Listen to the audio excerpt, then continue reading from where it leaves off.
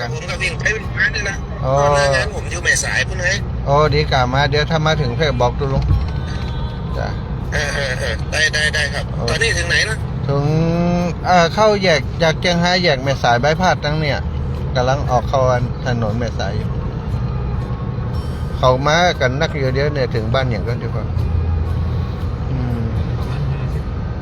เดี๋ยวแยกหน้าเดี๋ยวตุลุงพอแยกหน้านี่ครับ มาจากหลายล่ะ มาสี่กันละ ฮัลโหล มาสี่กันรถจ้ะมาสี่กันรถไอ้มาสี่กันแล้วก็เอาเข้าของคือตอนนี้ทีไม่สายก็ทีมีปัญหาก็คืออันทางเอาของไปลงในส่วนหนึ่งเป็นส่วนกลางเนี่ยของมาถึงเจ้าบ้าน นั่นน่ะเขาเดือดร้อนกันว่าของมันถึงเจ้าบ้านเดี๋ยวนี้ถึงตัดอันแยกบ่อน้ำห้อนผาเซิร์ชครับครับนั่นก็จะลงพื้นที่เลยนะเดี๋ยวถ้าน้องมีจุดที่จะมาลงก็มาเลยพากันลงไปได้ครับ โอเคเดี๋ยวผมเข้าไปหาเนาะครับผมจะไปอยู่แม่สายแล้วครับของมันได้กระจายไปนะเขาไม่ได้ เขาเจ้าหน้าที่เขาบ้านนี้จริงๆแล้วประสานกับผู้ใหญ่บ้านอย่างก็ได้กระแจกไปแจกไปท้องถิ่นก็ท้องถิ่นไม่ต้องประสานกันครับลุยไปลงไปก่อนไปทราบไอ้ที่เขาอันว่าของมาถึงเนี่ย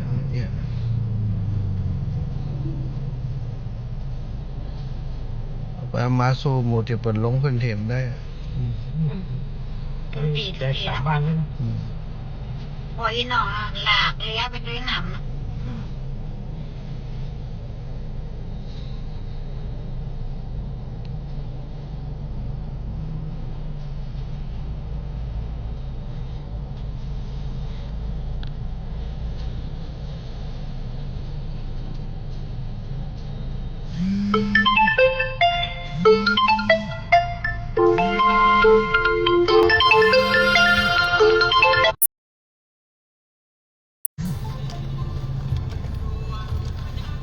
บอกยายหอมบอกว่านำลูกเส้นกี่กิโล5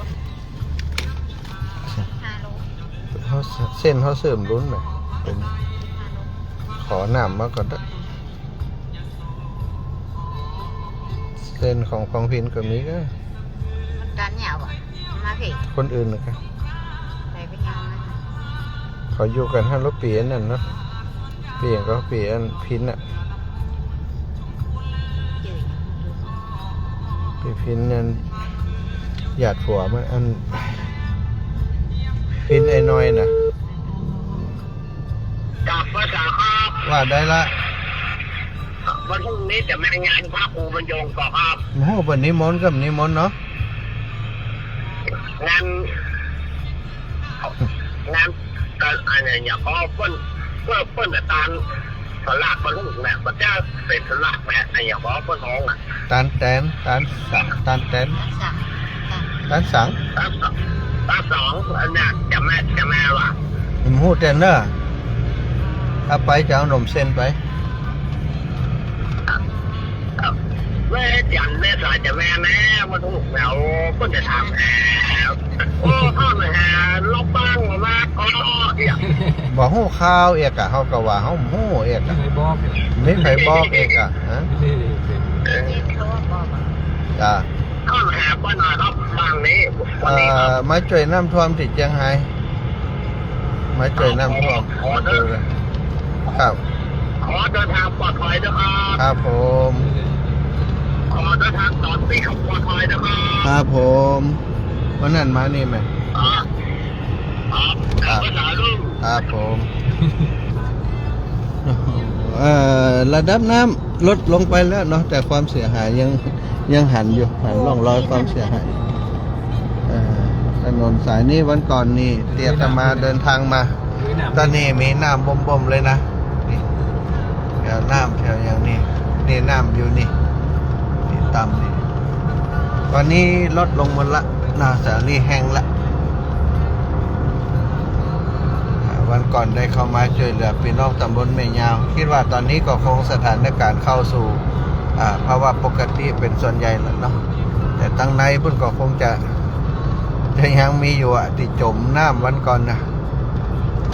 วันนี้ขออนุญาตไปแม่สายก่อนเนอะพี่น้องอำเภอเมืองเชียงรายตั้งรอบๆก็คงจะดูแลกันอยู่อีก65กิโลถึงแม่สายประมาณนี้เนอะศรัทธาญาติโยมไผ่ที่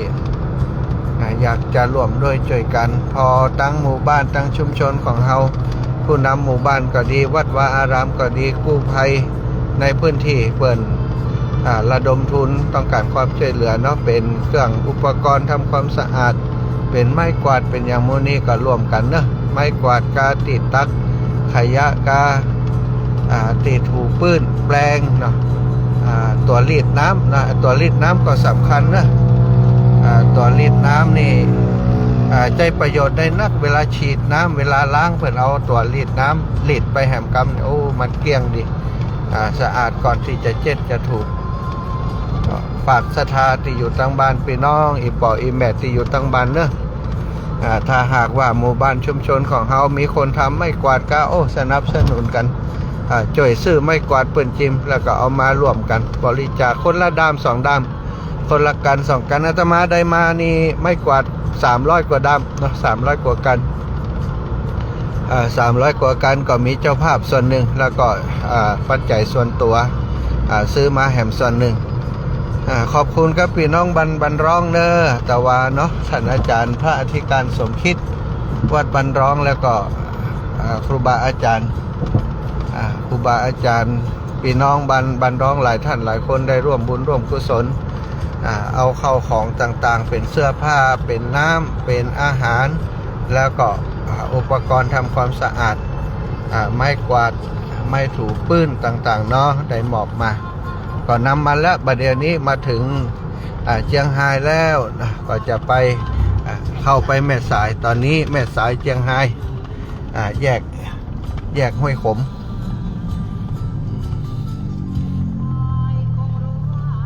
ระหว่างทางก็หันนั้นกู้ภัยบรรเทาสาธารณภัยต่างๆเนาะมูลนิธิต่าง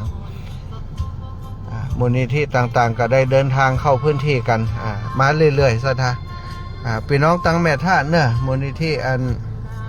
กู้ภัยของอำเภอแม่ท่าวันก่อนครูบาอาจารย์ท่านอาจารย์พระครูโสภิตนะได้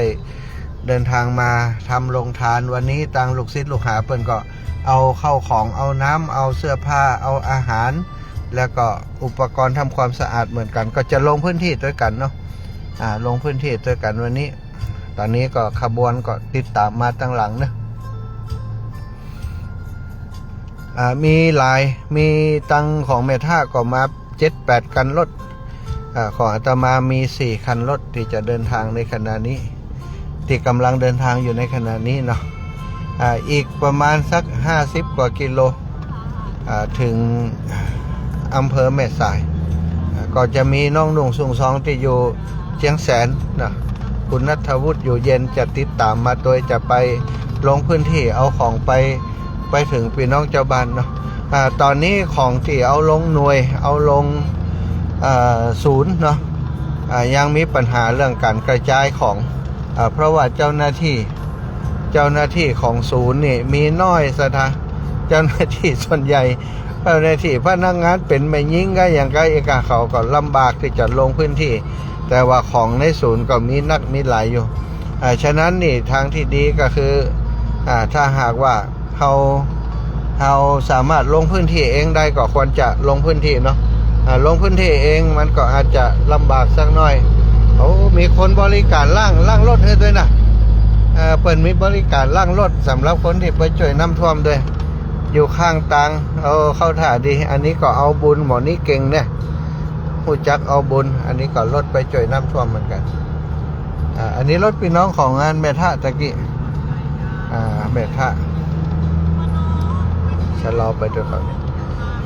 อันต้องเลี้ยวกันได้ตอนนี้เพราะว่าตั้งหลักโดยมีเนี่ยอันน้ำท่วมครั้งนี้ได้หารคนที่ฉลาดในการเอาบุญหลายอย่างเนอะเสดาบางคนก็มา2 คนนี่ก็วันนั้นหันช่างซ่อมรถมาจากที่ไหนมาจากทางใต้ก็ได้เดินทางมาภาคเหนือหลายกิโลหลายร้อยกิโลแล้วก็มา มาทำหน้าที่เป็นจิตอาสาซ่อมรถประเดี๋ยวนี้ซ่อมได้เป็น200-300 กันแล้ววะซ่อมให้เปิ่นขี่ได้ไปไหนมาไหนได้เลยน่ะโอ้ก็ยินดีกับเขาเนาะอันนี้ถ้าป้านี่ก็จะช่วยสักหน่อยเหรอบอกฮู้จะป้าเปิ่นก็ถ้าป้าทหารถ้าฮู้เนี่ยก็จะช่วยเรื่องอัน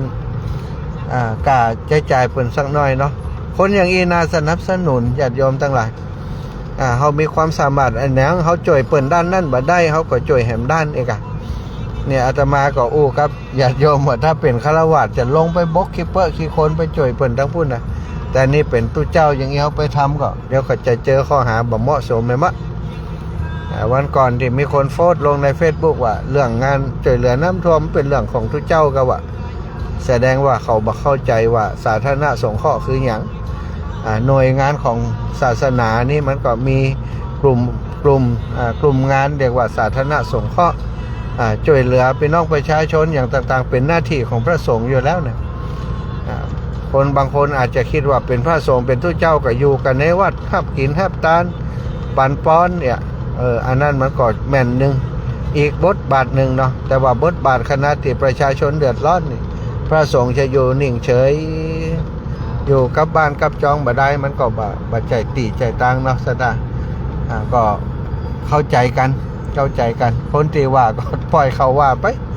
มันก็คมได้อย่างจากการว่าของมันหรอกนะว่าป่นปากไว้ให้เปิ่นได้วิพากษ์วิจารณ์ต่อขออย่างเฮลิคอปเตอร์มาช่วยผู้ประสบภัยเข้าสำรวจพื้นที่อยู่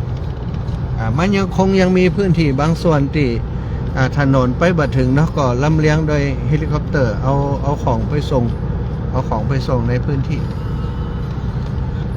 แถวนี้วันก่อนก็คุกท่วมหมดแล้วนี่ดูต้นไม้แห้งตายหมดละต้นไม้ตายหมดอำเภอแม่สาย56 กิโลอีก56 กิโลอำเภอแม่สายภัยที่ติดตามอยู่เนื้อเฮลิคอปเตอร์ของหน่วยงานใดมหูเนอนี่มาทำงานไอ้เฮ้ยขับรถเครื่องอยู่กลางทางมืดเฮลิคอปเตอร์ตรวจสอบการจราจรนะแม่สายเลี้ยวซ้ายแม่สายออกซ้ายแม่สายออกซ้ายอันนี้ถนนบายพาสตัดจากในเมืองมาสดออกบิ๊กซีไปเข้าไปแม่สายตอนนี้ก็ท่วมมัดในสถานีพอดูแนวของน้ำโอ้นี่ความเสียหายตึงนั้นเลยเต็มเลยหนทางนี่วันนั้นเนี่ยล่มเลยโอ้รถเนี่ยเริ่มขายแล้วแต่นี้ก็ถือว่าตั้งหางมันเนาะตั้งหางมันแต่ก็เสียหายนะพอดูแนวคันดินต่างๆนี่เสียหายเยอะอยู่เฮลิคอปเตอร์ก็บินวนเวียนดูสภาพการจราจรและพื้นที่ที่ประสบภัยน้ำท่วมเนาะวันนี้หลายหน่วยงานเข้ามาตะกี้หันของหน่วยงานมาจากกรุงเทพนะบอกว่าหน่วยงานใดมาช่วยผู้ประสบภัยเป็นรถน้ำนะรถฉีดน้ำรถใหญ่ๆเลยเอารถฉีดน้ำเอาคนของเปิ่นมาตัวตอนนี้คงต้องเร่งฟื้นฟูทำความสะอาดโดยเฉพาะตลาดเนาะที่ทำมาค้าขายของพี่น้องเจ้าบ้านนะสัทธาบได้กล้าได้ขายมาเป็นเดือนเกือบจะเดือนแล้วนะตอนนี้ถ้าอู้ถึงเกือบจะเดือนละเริ่มต้นน้ำท่วมตั้งแต่วันที่20ปลายเดือนก่อนเนี่ยตอนนี้ก็ใกล้จะครบเดือนแล้วเหมือนกันนะใกล้จะครบเดือนละตีปัญหาน้ำท่วมมีมาเป็นเวลาที่เปิ่นบได้กล้าได้ขายกันร่วมเดือนแล้วเหมือนกันนั่นแหละฉะนั้นนี่ความเดือดร้อนเนาะคนกล้าคนขายนี่เพราะบัตรได้กล้าได้ขายเงินทองต่างๆมันก็จมลงไปติ๊กบางคนก็คือเข้าของเครื่องใช้ต่างๆก็ศู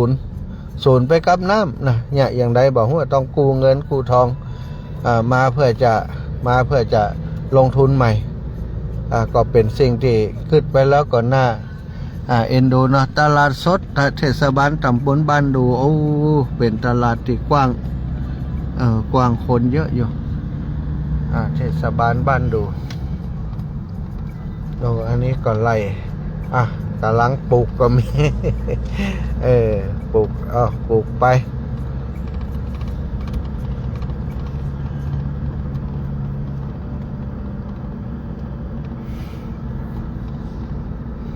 ก็ติดตามกันเนอะติดตามสถานการณ์กันช่วงนี้ก็ขอฝนฟ้าต่างๆถ้าจะโตก็ไปตกติดทางอื่นเถอะนะอย่าไปมารบกวนพี่น้องชาวแม่สายแฮมอินดูเปิด3 รอบแล้วปีนี้นะ3 รอบแล้วสำหรับน้ำตีเข้าตลาดแม่สายถ่ายขี้เล็กเข้ามา3 รอบแล้วสร้างความเสียหายในเรื่องของธุรกิจการค้าต่างๆอย่างประมาณกล้าบ่ได้ซะท่าประมาณกล้าบ่ได้เพราะกล้าขายแต่ละวันนี่เงินหมุนเวียนตีแม่สายนี่เต่าใดเนาะเป็นแหล่งซื้อของราคาถูกแหล่งขายส่งของภาคเหนือเขาก็ว่าได้เปิดมาเอาของตีแม่สายเนี่ยไปขายตั้งตลาดตั้งบ้านเฮาเพิ่นเพราะของที่นี่ราคาเปิ้นบ่แพงเนาะเปิ้นเป็นตีส่งแต่ช่วงนี้ก็คืออย่างที่บอกเนี่ยบ่ได้ทำธุรกรรมการค้าการขายมาเมินมานานเงินทองที่มีอยู่เนาะก็คงจะอย่างว่านะคนค้าขายเป็นเงินกู้ค่าเงินอย่างต่างๆนี่ดอกเปิ้นก็ออกติ๊กๆนะบอกว่าจะทางการเพิ่นจะมาช่วยได้จะได้ช่วงที่มีน้ำท่วมอาจจะมีกรณีพิเศษเนาะยกเว้นในการชำระต่างๆหรือไม่ถ้ามีก็ดีถ้ามีก็ลำบากเหมือนกันค้าขายไปได้เป็นเดือนแล้วก็ต้องส่งธนาคารแถมเนี่ยบางคนอุปกรณ์ติดใจทำมาหากินรถลานี่จมน้ำไปนะลอยไปกับน้ำจมน้ำไปนี่ก็เป็นสิ่งที่น่าเอ็นดูน่าห่วงใยพี่น้องตั้งแม่สายของเราตอนนี้ก็เข้าพื้นที่แล้วเนาะอีก50 กว่ากิโลจะถึงตัวอำเภอแม่สายก็จะออกไปจุดใดยังไม่แน่เด้อ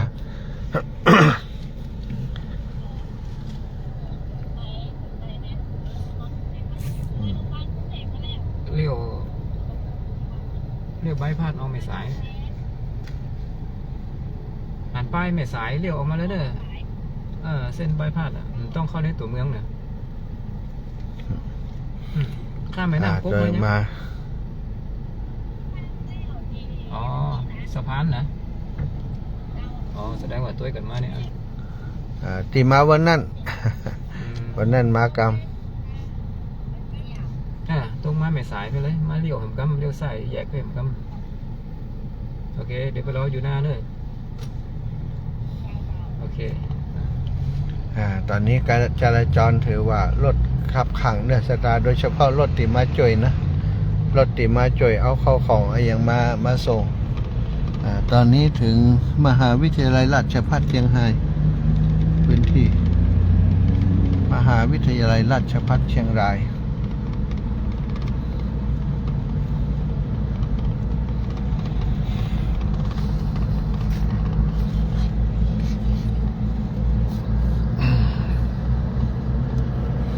วันนี้ออกจากลำปางตี 5เนาะล้อหมุนจากนาข่ายสุรศักดิ์มนตรีพร้อมกับคณะทุกคนออกมาการ4 กันรถบรรทุกของปิกอัพบรรทุกของ3 กันแล้วก็รถ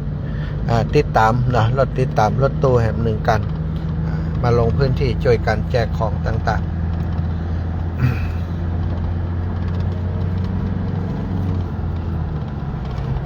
ก็พอดีโชคดีสถานญาติโยมอาตมาโชคดีว่ามีคนขับรถเปิ่นอยู่ตัวเปิ่นมาพักอยู่ตัวแล้วเขาจะออกไปไหนเจ้าก็สะดวกหน่อยออกกันกี่โมงก็นัดหมายกันก็ออกได้เลยแล้วก็มีญาติโยมที่มาทำงานตัวเนาะศาลานี่มาทำงานตัวโดนไปจ่วยขนของมดศาลาเหมียนนะศาลาเหมียนนี่ก็มาทำฝ้าเพดานให้อาตมาก็ตะวาก็เลยบอกว่าศาลามีรถปิกอัพจ่วยขนสักลำ เป็นก็บ่แอะบ่อ้อเป็นก็จ่วยขนลำหนึ่งแล้วก็โยมน้องสาวน้องติ๊กเนาะวินัสนีเกียวเดียวบรรทุกหัวจ้างแต่ว่าเป็นก็เอาของมาส่งก็เลยบอกว่าติ๊กไปแหมแล้วเนอะไอ้น่ะเอารถม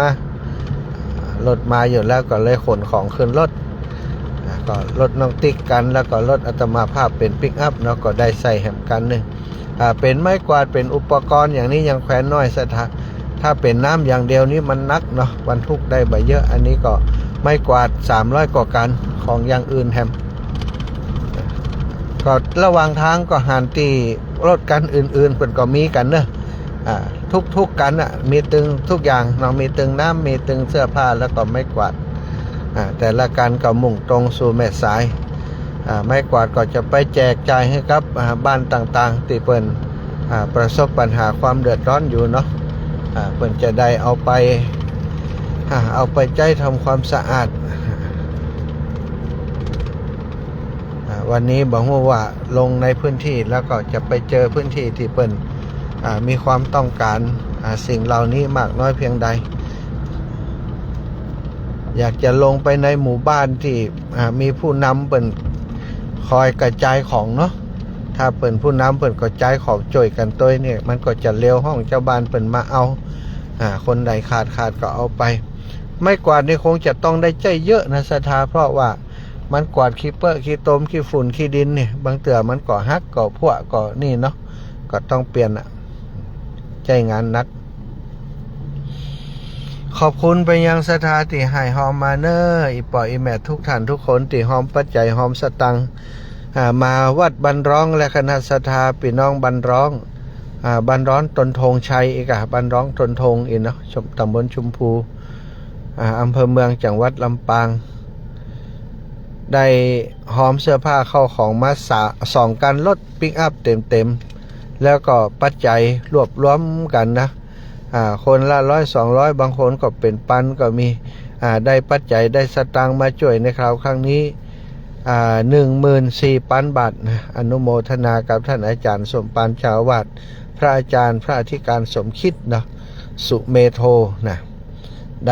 ด้เมตตารวบรวมศรัทธาญาติโยมห้องศรัทธาญาติโยมมาร่วมกันช่วยกันในกิจกรรมครั้งนี้โดยการประสานงานของแม่ย่าเล็กปาวลีอินสุวรรณตลอดถึงพี่น้องหลายที่หลายแห่งที่ฟังรายการสารธรรมยามค่ำสารธรรมยามเจ้าสารธรรมยามดึกนะที่อาตมาภาพดำเนินรายการอยู่เอาร่วมด้วยช่วยกันบางพ่องบางคนก็โอนปัจจัยมาบางพ่องบางคนก็รวบรวมเข้าของเครื่องใจต่างๆแล้วก็ฮือไปฮับเอามาบรรจุนี้แม่บัวคลี่แม่บัวเลียวชัยอุดนะแล้วก็แม่ถนอมบ้านปงไตเขาแม่ประพินหมู่นี้ก็ช่วยกัน2-3 ครั้งแล้วสถาจริงๆแล้วอาตมาก็เกรงใจเปิ้นบ้านใดที่เปิ้นเคยหายเคยหอมก็คิดว่าคงจะพอแล้วแต่ว่าเปิ้นโทรมาเนาะอีแม่ก็รวมได้หั่นนะก็เลยต้องไปฮับที่เปิ้นอย่างที่บ้านฝอนก็เหมือนกันวันก่อนนี้ได้จากบ้านฝอนมา5 กันรถแต่ว่ากระจายไปหมดแล้วเนอะ5 กันรถของพี่น้องบ้านฝอนเนี่ยเอามาช่วยเจียงไฮ้ที่ตำบลแม่ยาวแล้วก็ไปช่วยที่แม่อายจังหวัดเชียงใหม่เรียบร้อยไปแล้วของบ้านฝอนอันนี้ก็วันนี้ก็จะเป็นของพี่น้องบ้านร้องนะบ้านร้องอำเภอเมืองตำบลชมพูอำเภอเมืองจังหวัดลำปางบ้านร้อง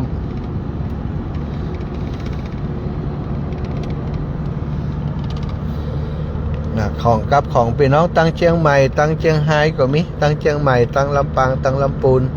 ก็ฝากปัจจัยให้หอมมาหลายท่านหลายคนแม่บุษบงแม่อามนวันเล่ากุลแม่สุกแก้วคำอ้วนยางเนื่องสารปีคุณโยมบุษกรสิริกร2 คนพี่น้องจากเชียงใหม่เนาะจากเชียงใหม่ก็ได้ร่วมบุญกับอาตมามามอบปัจจัยมารู้สึกว่าจะเป็น500เลยอย่างเนี้ยแม่สายแฮม48 กิโลแม่สาย48 กิโล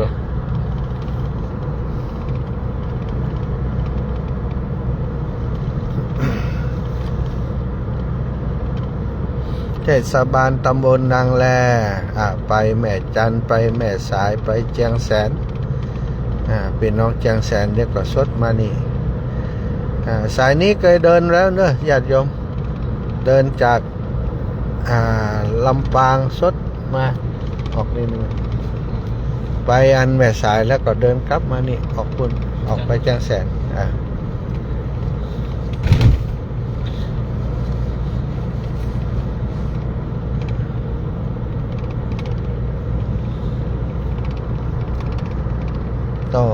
นี่ก็ถึงโรงเรียนปิดอยู่เนาะโรงเรียนก็ห้ามวันเสาร์โอ้โรงเรียนเพิ่มเข้าวันเสาร์แล้วนี่ฮะ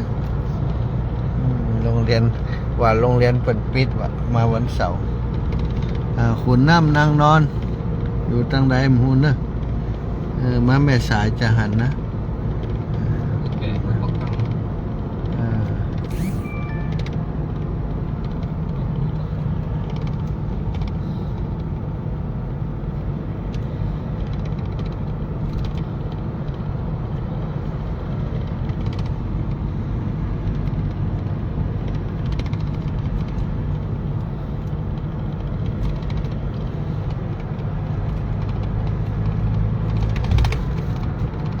แถวนี้อยู่ห่างจากน้ำก๊กเนาะก็คงจะมีผลกระทบบ้างนักแถวนี้การค้าการขายก็ดำเนินการกันแล้วนะมีการค้าการขายกันโอ้ตั้งนี้ปลอดไฟโลนี่บัดโดนสีกำแพงยังงามอยู่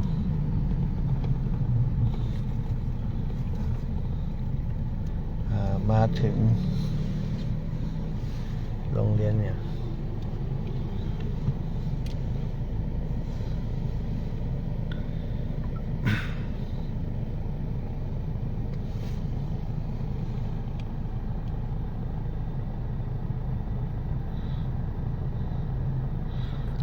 ปากกลางแยกมหาวิทยาลัยแม่ฟ้าหลวงเนอะตอนนี้ถึงแยกปากกลางเข้ามหาวิทยาลัยแม่ฟ้าหลวงคนที่ติดตามมาเรื่อยๆเนาะตามมาเรื่อยๆโมทนาสาธุนะกราบอนุโมทนาสาธุครับพระอาจารย์คุณโยมชุติการรอดพยานกราบสาธุคุณโยมสุริวัฒน์บุญสิริเกียรติจากนครพนมก็ติดตามอยู่นางฟ้าเดินดินก็กำลังรับชมอยู่แม่บัวที่ท่าโปยมลูกวรากรแต้มคมแม่วิไลพรมณีวรตะวาพี่น้องเวียงปะเปามาเนาะอีแม่มาก็คุณโยมบุภาชัยโลกา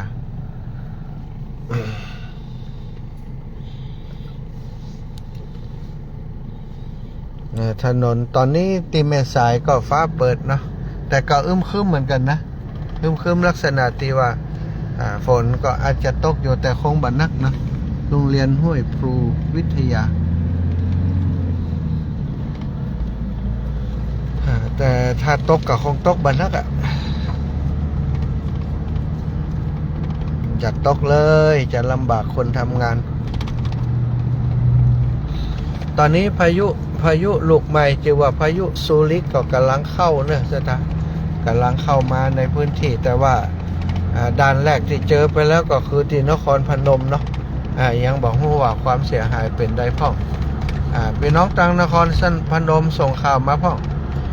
โยมสุริวัฒน์นะคุณโยมสุริวัฒน์คุณโยมฉัตรวลีโยมสุริวัฒน์นี่เป็นสหายโดยอายุเท่ากันโยมสหายโยมเปื้อนอายุเท่ากันเป็นคุณครูอยู่ที่จังหวัดนครพนมครอบครัวครูถึงสามีภรรยาเหตุการณ์นครพนมเป็นยังไงบ้างแจ้งมาด้วยอาจารย์สุริวัฒน์อาจารย์ฉัตรวลี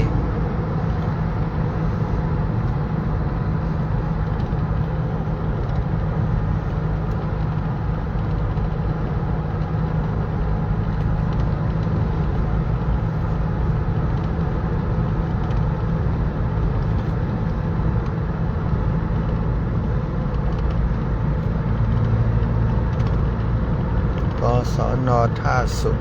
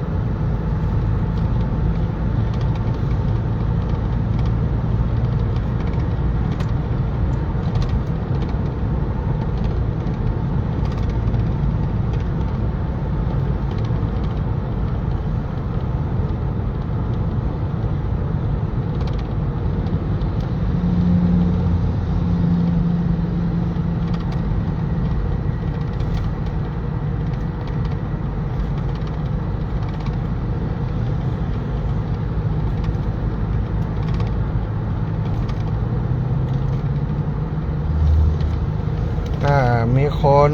โอนปัจจัยเพิ่มมาแหม200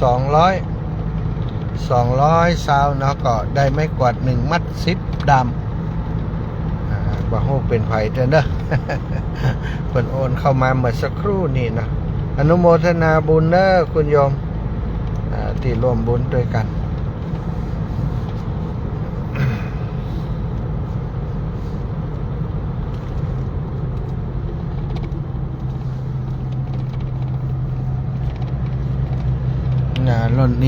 รถรุ่นนี้ยังมีใจอยู่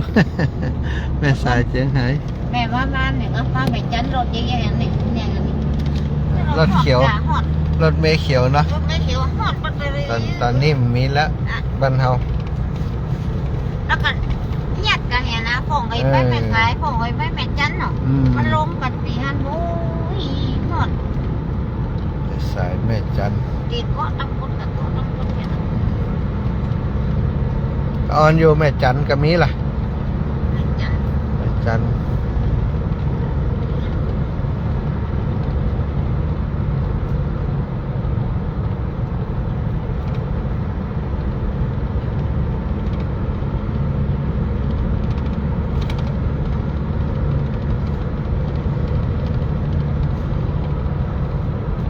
นี่ก็เอาของมาเหมือนกันนี่จากทางใดจากกรุงเทพมหานครรถกรุงเทพอาจจะคนลำปางก็ได้ตะกี้รถกาฬสินธุ์ ตามอยู่ไหนอยู่แม่ท่าครับอ่ะอันนี้ทางใดสุพรรณบุรีครับเอาสนับสนุนรถฉุกเฉินจากสุพรรณบุรีสนใจสถานีคนใจดีใจงามก็มีนักเนี่ยได้ช่วยกันนี่คือคนไทยเนาะคนไทยเป็นคนที่มีความเมตตาสูงนะถ้าทั่วต่างประเทศนี่เปิ่นบ่เคยได้สนใจกันอย่างนี้บ้านเฮานี่คนไทยเฮานี่โอ้ถ้าเกิดปัญหาที่ไหนนี่ก็จะหันภาพอย่างนี้อยู่เป็นประจำเนาะภาพความช่วยเหลือไป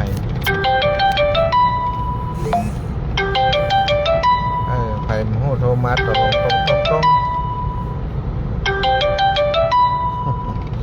ฟังเสียงไปหมูเป็นไรอันนี้เป็นไรเจอด่านกดเข้าไปปอวินเวียงปอเป้ากะ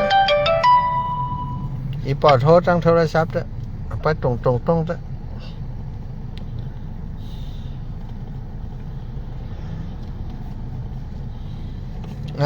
นี่ก็มีด่านเนอะที่ดินแบ่งขายใครจะเอามี12 ไร่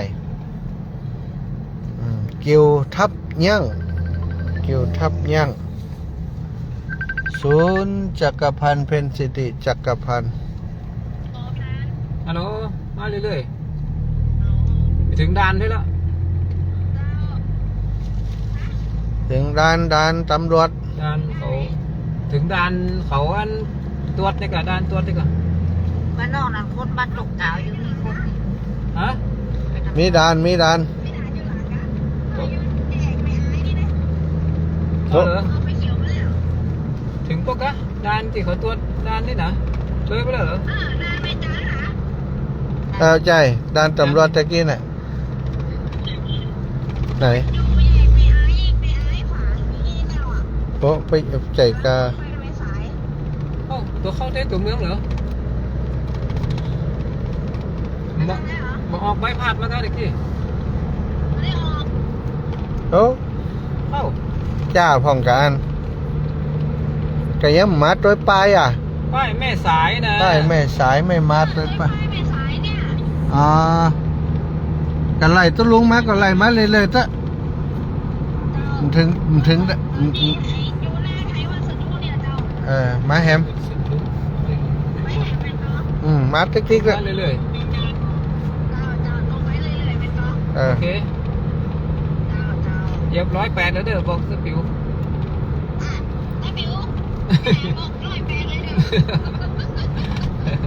โอเคเดี๋ยวเจอกันจ้าเก็บกับปั๊บติดตุ้ลุงไว้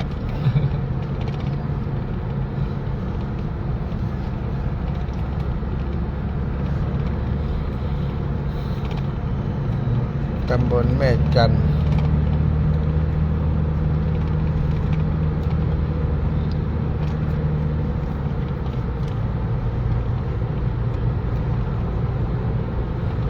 โรงพยาบาลแม่จันทร์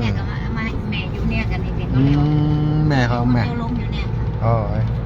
ย้าย เพราะ มา ตะกี้เขาอยู่นี่กะ บ้านอยู่ แม่อายแม่สายจังแสนนี่กะมันว่าฮะ ใกล้ นี่กะนี่มันจะมาถึงนี่แล้วนี่มาถึงก่อนเขากะมาอย่างไรอ่ะ แกเขาจะเลี้ยวซ้ายไป ฮะ แหม4 กิโลบ้านเขา อืมว่าแยกแม่อายแยกตะเนี่ยกันที บ้านเขาไปทางซ้าย อ๋อ ขาดเป็นพาคีเรา อืม วันนั้นไปหันโคกินเราเลยยนต์เปิดกันอีกค่ะ ติดตามกันมาเรื่อยๆเนอะอันนี้ถ่ายให้ดูการเดินทาง การเดินทางโอ้นักเรียนจะไปไหนไปช่วยผู้ประสบภัยกะโอ้นักเรียนช่วยกันเก็บเพี้ยวโอ้ดู นายโรงเรียน โรงเรียนเปิดพัฒนาโรงเรียนดีเป็นหน้าเป็นตาคนทั้งหลายจะได้หันลูกเอ้าบลิกปีกป๊อกไปดู อ้าว เอ้า ตามกัน มันนะ นครปฐม ตาดิ้นมันเป็นเนาะดูบลิกปีกป๊อก โรงเรียนเป็นใหญ่ ลำมาถึงตังสงสัยคุณค แล้ว รู ได้กินข้าวต้มขนมก็ให้ เนาะเอาขนมลุงแจ็คเก็ตเนาะ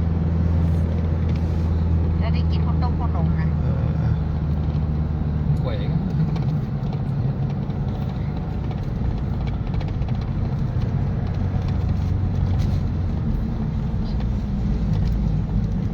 จึกจักจึกจัก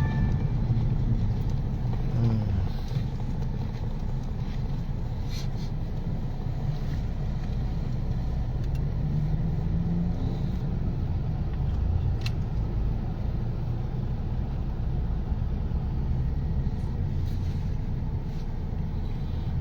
รถที่ติดตามมา ตอนนี้ผ่านโรงพยาบาลแม่จันทร์มาแล้วเนอะตามมาเรื่อยๆตามมาเรื่อยๆของอันตะปิ๋วของตะปิ๋วน้องกะลำถึงไหนแต่ตะเกียถ้าอู้ถึงแยกที่ตัวว่านี่ตัวน้ำหน้าตัวลุงนะที่ตัวว่าแยกแม่อายนะตัวลุงมาหันรุนเพ เอาไปนะเหมือนคนสูบบุหรี่เลยเสาเนี่ยไปกระแทก โบ กับ เขา ปา ไป ก ไล่หมดละโบเขาได้ปลา เสาหลดน้ำกระแทกกับปากเขาเนี่ย อัน คนกลับ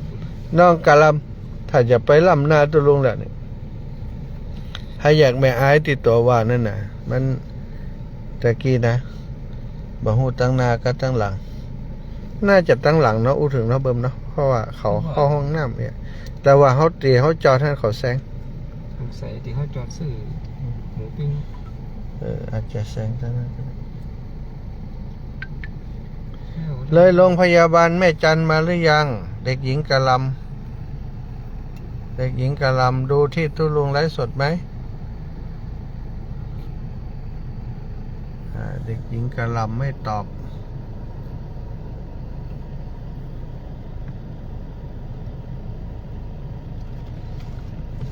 เดี๋ยวเราไปแม่จันทร์พุทธนี้